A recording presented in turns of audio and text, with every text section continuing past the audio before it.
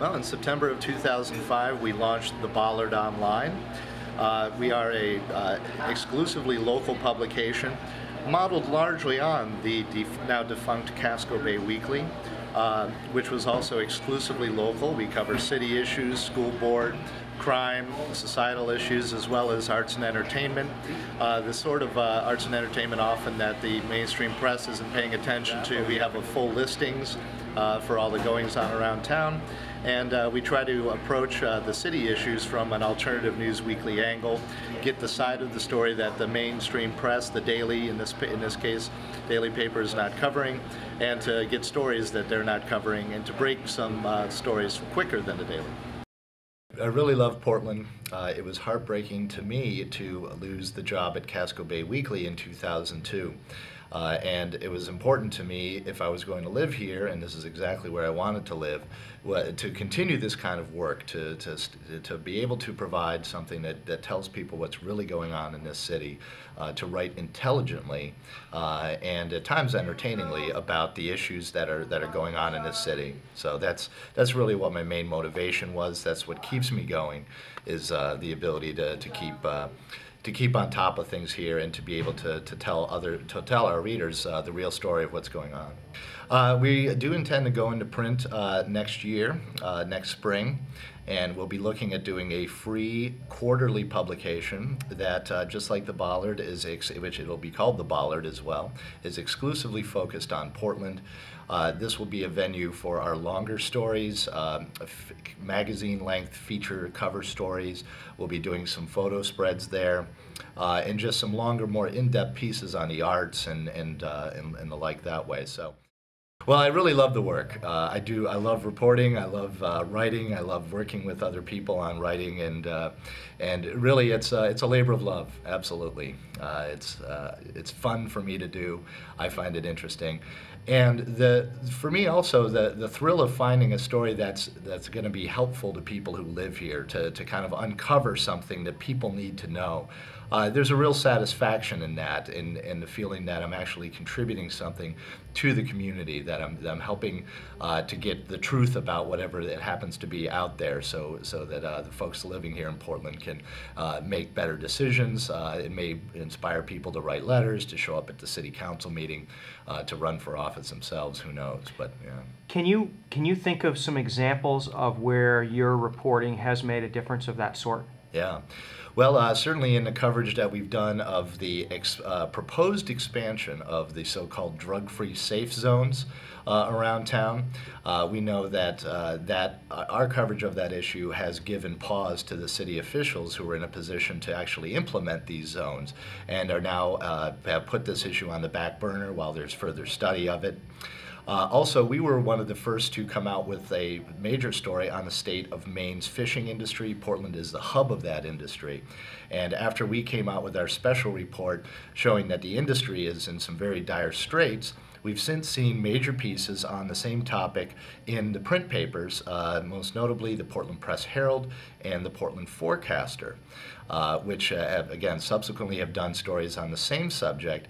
And in that case, we really brought to light a perilous financial situation with this industry that other people were ignoring. But once we paid attention to it, now it's gotten a lot more attention in general because other papers have gone on board and covered it. As you think about the news ecology that's evolving in this country, where do you think you and people like you doing web-based local journalism fit? Well, I think we fit just in that we are very local. I think what we've seen with some of the mainstream papers, most of the mainstream papers, is this desire to try to cover the world, to try to cover the state, the nation, to try to cover a huge area, and they end up ignoring what's happening locally, right, in the neighborhoods, literally. And so the biggest in that people like I have is being able to cover the city well, cover neighborhood issues really well. And that's where we fit in at this point. In addition, we are what you would call an alternative publication, similar to the classic alternative news weekly. So we offer another point of view on some of the same stories that do get covered in the mainstream media. But again, the local focus is really the central, our central in And I feel as though our work, it complements what the mainstream press is doing by, in some cases, inspiring them to cover subjects, in other cases, getting fresh angles on stories they've already done, and digging up new information that subsequently ends up in the mainstream press. So we complement what they do. Sometimes we, again, provide a fresh angle. Sometimes we will criticize what they do. Sometimes the coverage that they've given a subject is itself a story.